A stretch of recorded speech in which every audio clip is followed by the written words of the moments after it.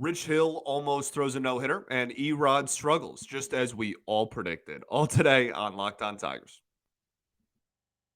You are Locked On Tigers, your daily Detroit Tigers podcast. Part of the Locked On Podcast Network, your team every day.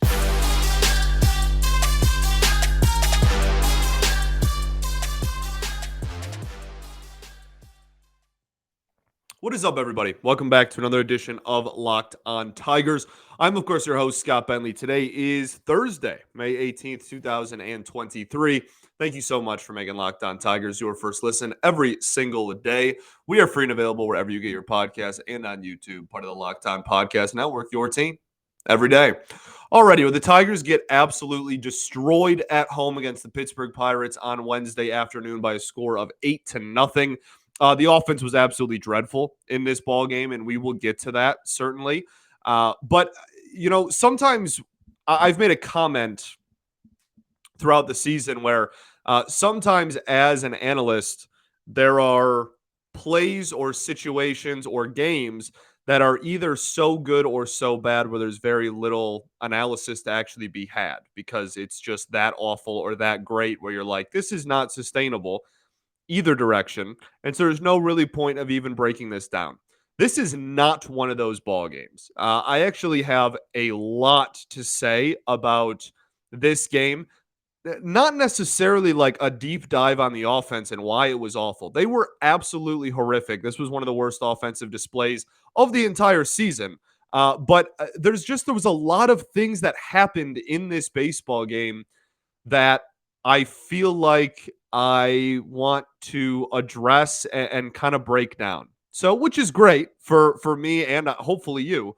But it's weird because there's not too many times where the Tigers lose 8-0, get one hit in an absolute dud of a baseball game, and yet I am like chomping at the bit and have a lot to say about it. So this, while again dud of a game, still very eventful, weirdly, which I'm not used to, and it is kind of strange, but we'll take it. Okay, so I think, I don't know where to start. I guess we'll start chronologically, just for sake of, I don't know, organization. Sure. Let's start chronologically. So before this baseball game even starts, Riley Greene is not in the starting lineup, and all heck breaks loose, rightfully so. AJ Hinch, I really like AJ as a manager. I still think that he is the man for this job. I want him to be the manager going forward. I think he's very good at his job. I also understand that a lot of people don't, to each their own. Not going to tell you how to feel. And he's a very platoon heavy manager, right? He likes to play matchups and he likes to get his advantages and whatnot. This decision to not put Riley Greene in the game absolutely infuriated me, and I really disagreed with it. Which in AJ's tenure, by and large, I have not had very many of those situations. This is very much one of them. Riley Greene, first off, just off rip, when I think of Riley Greene, the Detroit Tiger, and think about the future of this franchise, I don't pencil in Riley Greene as a platoon player going forward. That's for starters, okay? First off, that's one of my biggest things right away.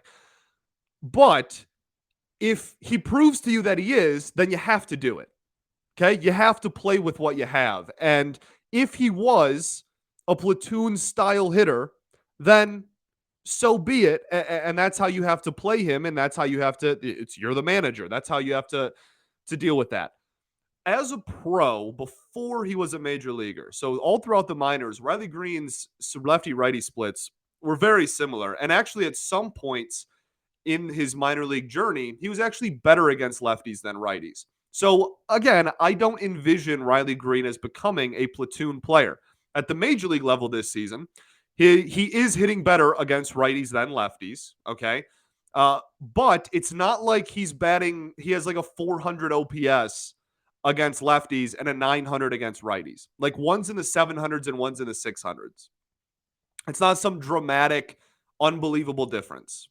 Okay, so that is all part of this thing in which I'm frustrated about this decision. Not to mention that he's on an absolute flaming hot streak, right? He has been in fuego. He has an OPS of almost 1,000 in the month of May.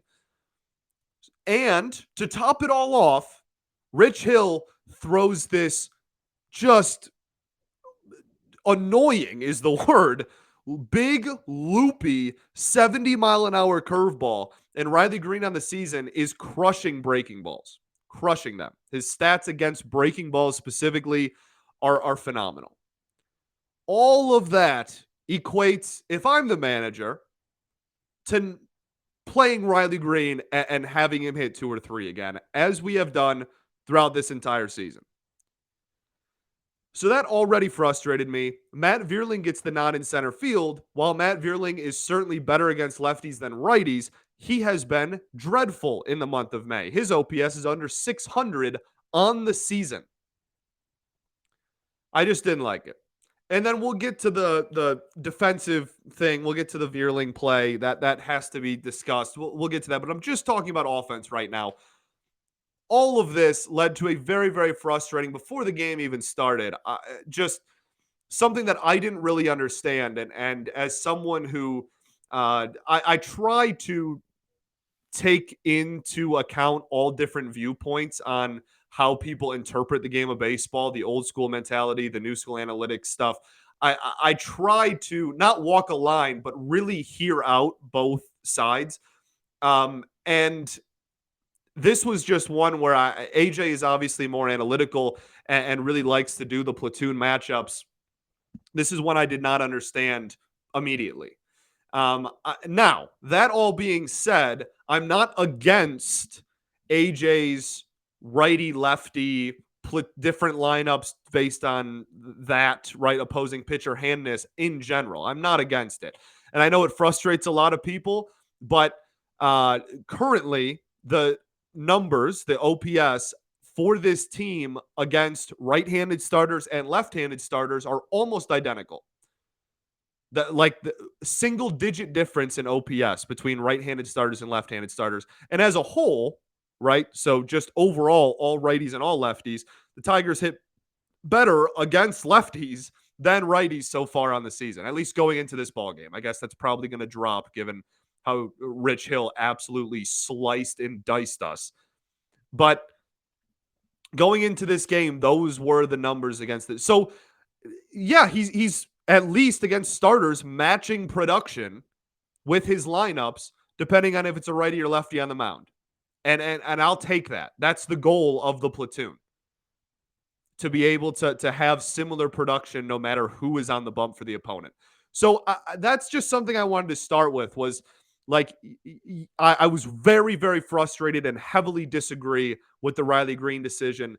But on the whole, as a season, on the whole in the season, rather, goodness, it has its ups and downs, I guess. And today I just thought it was way too dramatic and unnecessary. I very, very frustrated at that decision.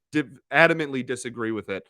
And yeah, that those are the reasons why. So that was one thing. Now, Matt Vierling gets the start in center field and makes a really bad play in center field that costs Erod 2 runs, and then it's not an error because baseball. And then everything kind of went downhill from there. But we're going to talk about that because I also, we have given Vierling credit for being a plus defender so far this season, but there's one big difference in today's game defensively versus what he's been doing this year defensively. One massive difference. That's very kind of like obvious in plain, like the best place to hide is in plain sight. Okay, we'll get to that right after I tell y'all about our friends over at Bird Dogs. Bird Dogs shorts, just apparel, absolutely rock. They fit incredibly. I look better and feel better when I'm wearing my Bird Dog shorts that they sent all the hosts. We got a couple of pairs, and they are instantly like my favorite pair of shorts that I own. They have stretchy fabric. that make your legs not only look great, which is obviously a massive plus, but they're the comfiest shorts I own. They are comfier than any other pair of shorts or pants that I currently own. I got them, wore them out on the golf course. They're instantly my favorite golfing shorts, and then wore my other pair the day after when I was just kind of lounging around, and they were still awesome. They're versatile is really the word for them. They give me the freedom to wear, again, one pair out on the golf course or at work or on a date or just lounging around at home. Like, it doesn't matter. They really do fit like any occasion. They look great and they feel great. So yeah, they are the best, and I am instantly kind of in love with them. Say something, it's awesome. So go to birddogs.com/lockedonmlb. When you enter the promo code lockedonmlb, they will throw in a free custom Bird Dogs Yeti style tumbler with every order. Again, that's birddogs.com/lockedonmlb and use promo code lockedonmlb. All right, everybody. Welcome back here. Segment 2, Locked On Tigers. I appreciate y'all for tuning in. Thanks for making us your first listen every single day. Shout out to the everydayers that do tune in every single day. We will be back tomorrow. Tomorrow's a mailbag show. Woo. So if you're listening on YouTube, you can put any of your questions in the comment section here on this episode. And if you're not listening on YouTube and you're listening on audio, then I will tweet out a mailbag tweet on the Locked On Tigers Twitter account at Locked On Tigers. And you can reply to that tweet with your question, or DM the show account, DM me, doesn't matter. Long as you find a way for me to see it, I will do my best to answer it. Okay, so that's going to be tomorrow. We had 3 off days in a 7-day stretch. So we took the last 2 off days, kind of did general stuff. We're going to take the next one and answer y'all's questions. Okay, cool. So back to this game. Matt Vierling was in center field in this ball game, and Matt Vierling's defensive numbers on the season are pretty solid. He's a positive contributor. He has positive defensive runs saved, positive outs above average. His arm strength is good. His outfield jump has been pretty good. He's been and he's fast as all heck, right? He's been a pretty big plus defender in the outfield. The problem is he has been a big time plus defender in right field. Now, if you played baseball, you are well aware that the difference between right field and center field is incredible. They could not be more different. Well, they probably could be more different. Catcher and right field, probably a little bit more of a difference. But they are incredibly different. And Matt Vierling last season, in a pretty decent sample size in center field for the Philadelphia Phillies, was a minus defender in center field. Pretty comfortably negative DRS, OAA, doesn't matter, was a negative defender. His outfield jump numbers were way worse. So, in the second inning of this ball game, was it Austin Hedges? Crushed a ball about 400 feet to dead center. It was catchable. It was playable, even though it was a home run in like 11 parks. Not a home run in Comerica, even with the walls moved in. Very, very playable. And if he catches it, the Tigers shave off 2 runs from this outing and go into the third and go into the 4th inning in a 0-0 game still instead of a 2-0 game. And the ball, he takes a horrible route, Vierling, just a terrible route. And then the fly out afterwards, he kind of misread as well and kind of had to jump, even though it was hit almost right to him. But this play took a really bad route, tried to just throw the glove out there. Ball popped in and out of the mitt. 2 runs, and it's baseball, so it's not an error. It's one of those things where by rule, I actually agree that it's not an error, but the rule is dumb. Does that make sense? Like it's by definition, that isn't an error, I don't think. But it should be an error. And the definition I think is dumb and want to challenge all the time. But regardless, bad play, cost the Tigers a couple of runs. in a game that, again, ended up being 8-0. We'll talk about how it got uncompetitive later because I have thoughts on that as well. But I just wanted to highlight the difference of, like, yes, Matt Vierling's numbers have actually been pretty solid defensively. There is a huge, huge difference between right and center field at any level. Nonetheless, a Comerica Park outfield major league level. So that is what I attribute a lot of that to. I like Vierling in right field. I really do. He's made some good plays. He covers a lot of ground. He has a good arm for a right fielder. That's important for corner outfield. I like him out there. I'm not losing sleep over. Wow, I don't know where I got the word over from. I'm not losing sleep waiting for Matt Vierling to go back to center field anytime soon because I don't think he's a positive defender there, even though I've sung the praises of him defensively throughout this season. So I just want to make that crystal clear as well. Rich Hill dominated in this ball game. One hit for the Detroit Tigers. You know, Rich Hill's just so that's infuriating. Like, I'm not sure there's a more frustrating. How do I want to word this? I'm not sure if you were to rank the frustration level behind getting one hit shut out against every pitcher in the game of baseball, Rich Hill would be very high up there. It's got to be one of the most frustrating feelings in the world watching 88 and 70 mile an hour pitches just absolutely dice through your major league lineup. It's infuriating. So that wasn't great. I do understand that baseball is timing based. So to the people that are just like, he throws 87, you should be able to crush him no matter what. You're a major leaguer. That's like not how it works, right? Like he offsets it with stuff that goes 70 miles an hour, 68 miles an hour. So 88 timing wise looks a lot different. But the point remains, this dude's in like the 10th percentile in whiff percentage going into the game and had 7 strikeouts. He had 8 whiffs through like the first 2 innings against the Tigers. He's in the bottom 10% in all of baseball in swinging miss and whiffs and swings and misses. He went like 3 2/3 his last outing. And look, like Rich Hill's a solid major league pitcher still, like at 43 years old. And hats off to him, all the credit in the world for being able to do that. He changes arm slots a lot. He messes with the timing a lot. Quick pitches you, slow pitches you. He does anything he can to just mess with a hitter's timing. But he had a 4.3 ERA going into the game and has been getting hit really hard all season. And the Tigers just could not hit him, period. And that's unacceptable. It's completely unacceptable. This was an awful, awful, awful offensive performance by this baseball team. 2 walks for Rich Hill. I think they had 3 on the game, and then just the 1 hit. And the 1 hit was a Matt Vierling infield single to start off the baseball game. So if you remove the first AB of the game, Rich Hill threw a no-hitter against you. Actually, they would have thrown a combined no-hitter against you just total.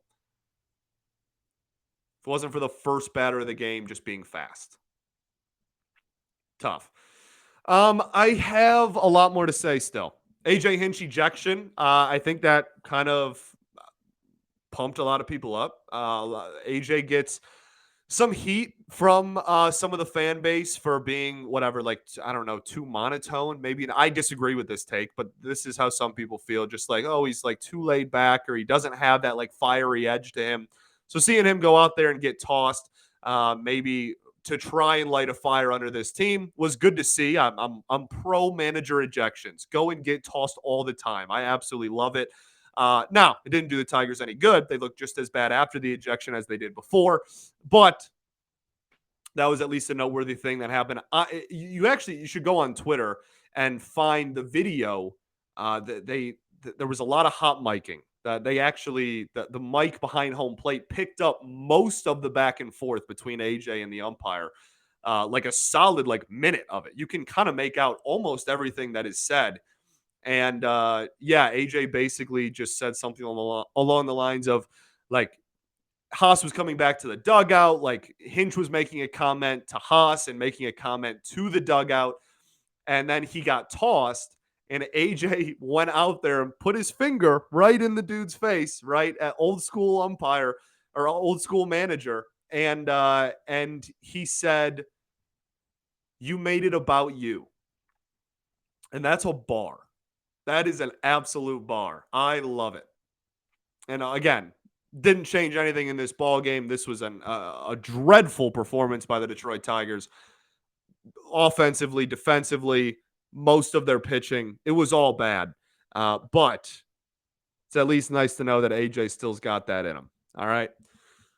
Okay, let's get on to. I do want to talk about Tyler Alexander, even though he was, in the grand scheme of things, not a very vital or big storyline in this ball game. I have a lot to say about this bullpen and about Tyler Alexander specifically and his current status on the team.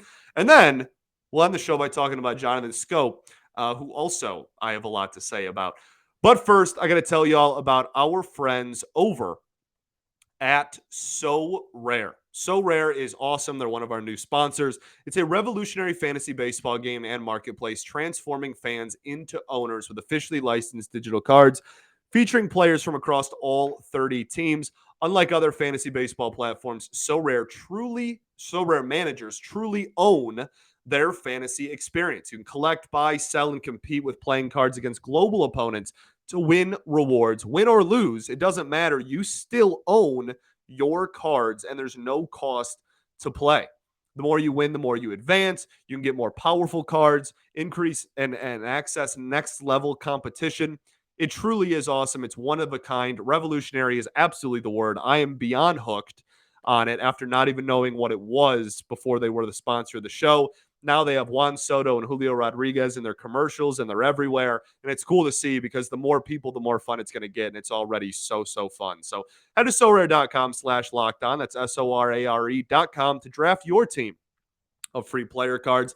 Set your lineup and start competing today to win epic rewards. Again, that's SoRare.com/lockedon to start playing today. All right, everybody, welcome back to segment 3, third and final segment here, Locked On Tigers. I appreciate y'all for tuning in as always. So let's start with Tyler Alexander, okay? Because this is something that is not going to be talked about a lot by like mainstream media or whatever in after this baseball game because it's objectively not one of the bigger stories in the game. But Tyler Alexander has an ERA of almost 7 on the season. Okay.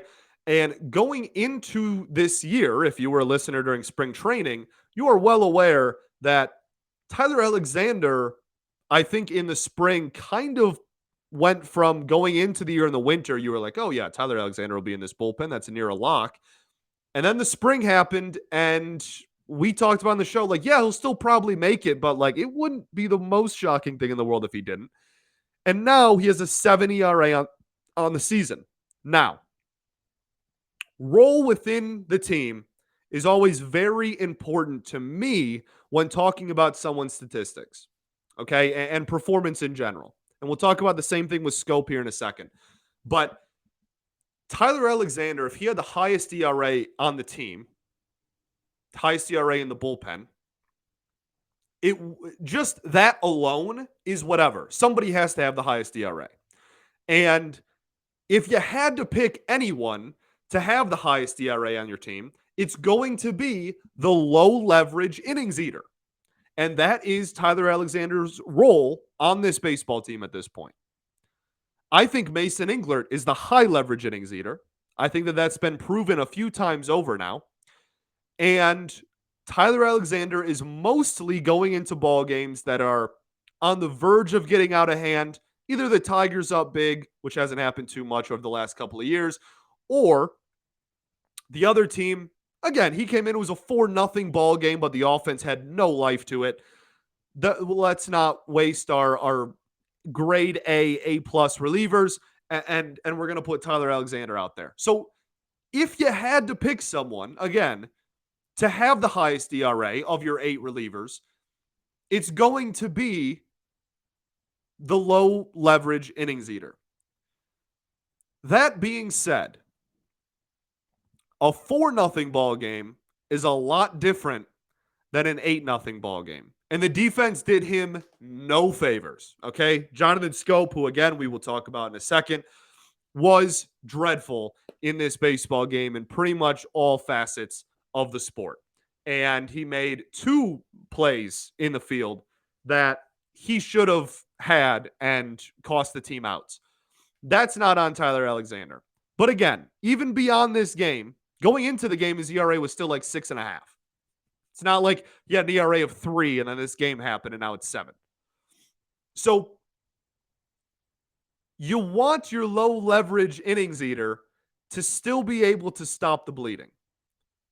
You still want that player, okay, the starter didn't go as far as we wanted. We're going to throw out, we're down big, we're down 4 or 5 runs, but there's still 6 innings, 5 innings, 4 innings of offense that we are going to have the opportunity to score on. Maybe we shouldn't throw out someone who is, again, approaching a 7 ERA in the second half of May. Now is where we're at in the season. I'm not saying Tyler Alexander is getting DFA'd tomorrow or anything like that. And again, I'm not going to get like red in the face mad over our low leverage innings eater reliever. But I also don't want anyone in this bullpen to be automatic. The game is going to get out of hand when they go take the mound. And unfortunately, and I say unfortunately because Tyler Alexander is a cool dude that has given this team a lot out of the pen over the last 3 years. Unfortunately, this year, that has not been the case whatsoever. And with more and more dudes that are able to go multiple innings, he's a lefty as well. I understand that you want to play matchups and whatnot. If he even has a 4.5, a 4.8 ERA, he's going to provide value to this ball club. But the longer it sits over 6.5, the more and more I think by the end of May, if this doesn't get any better, he might not be the low leverage innings eater for very much longer. So something to keep an eye on there, even though it's not like a vital role to the daily success of this baseball team. It's just something that I noticed in this one. And again, he took the bump and the game got completely out of hand. And they had their 2 best relievers available. If this was even a 2-run game, Foley and Lang pitch, and then it stays close, and the Tigers still lose, but they give themselves a chance to win it late. And instead, you had a 4-run 7th, top of the 7th. So now in a 9-inning game, a third of your offensive opportunities, the 7th, 8th, and 9th, were all just 8-0 uncompetitive baseball. That's a third of the game that you're just out of it. And you want to eliminate as many of those as possible. Jonathan Schoop, another person that is kind of in a similar boat in as far as the conversation revolving around the future of him being on the baseball team. Jonathan Schoop is still a plus defender. This game was not. He was certainly not. He had a ball go under his glove on a ground ball and then just dropped a pretty routine double play where he at least would have gotten 1 out. I don't remember who was on the base paths there, I guess. But he was really, really bad in the field in this game. And he has been just, unfortunately, again, unbelievably bad at the plate for over a calendar year now. And we've said this before, but it's not just the major league level. He went and played in a winter league, and he was bad there. He played in the WBC and was bad there. There is one redeeming quality to Jonathan Schoop's offense. I want to see if you can guess it. Say your guess out loud. What's the one stat that Jonathan Schoop is good at this season at the plate? Okay, your guess. Great. That's a great guess. Proud of you. The answer is hitting lefty relievers. That is it. That is the only positive asset he has had at the plate this entire season. When looking at his righty-lefty splits, they're both bad. Well, I shouldn't say that. When looking at his righty-lefty splits against starters, they're both bad. They're both sub-600 OPSs, okay? He is not good against left-handed starters. He's not good against right-handed starters. It doesn't matter. But When you expand that to not just starters, but all righty and lefties, his OPS against lefties is high. And the reason for that is because as a starter, his OPS is awful, but as a pinch hitting substitute, his OPS is over 800 on the season. So the only thing that he is providing this team right now is plus defense, which again, on Wednesday, he didn't do that, and a pinch hit option against lefties. That doesn't sound like, even at its best, even on days where he's not making 2 errors in an inning, I think they only counted one of those as an error. Even at his best, that is not a profile that should solidify someone a major league roster spot on a competitive baseball team. And again, then you have days like today where even the things that he's in the plus category at, he did not do well. Defense and hitting lefty relievers. Didn't do that today. I don't think he faced a lefty reliever. And he had, by my count, 2 errors in the field, but by baseball's count, 1 error in the field. It genuinely would not surprise me. And I know that a lot of people have already said this immediately following the game, and you're seeing this on Thursday now. But I don't think it would shock anybody if Jonathan Schoop was off this baseball team in the next 48 hours at this point. And for me, I'm here. I know that, again, I read my own comments and whatnot. I understand that a lot of people have been saying, why is Jonathan Schoop still on this baseball team? Since spring training, nonetheless, since the beginning of May or last week or mid-April, pick a date. It doesn't matter. I know that a lot of people have been on that train for a while, and I've always been I've understood why. And I mean, in spring, we talked about the possibility of him getting DFA'd before opening day, even not even making the opening day roster. But I am now at a point where I'm like, let's get this show on the road. It's unfortunate as well. I've said that a lot this episode. But this was an unfortunate day of baseball. The Tigers got destroyed. It sucks because for 2 years there, in a time period where the Tigers really sucked and needed offense, Jonathan Schoop was it. He was some nights the only person that showed up offensively. And it's not like he was some stellar, 1,000 OPS guy, but on a team that was full of 500 and 600 OPS hitters, he was the one league average hitter with good power. The one. So I greatly appreciate what Jonathan Schoop gave this team in 2020 and certainly in 2021 when the team greatly exceeded expectations. But it's been over a calendar year of this level of production now. And again, at his best, he is providing you things that, again, even when all things are clicking and he's really doing those two things well, just being good at defense at second base and hitting left-handed relievers when you're a pinch hitter should not guarantee you a roster spot in today's day and age of baseball. So I'm there. I'm with y'all now. I'm ready to move on.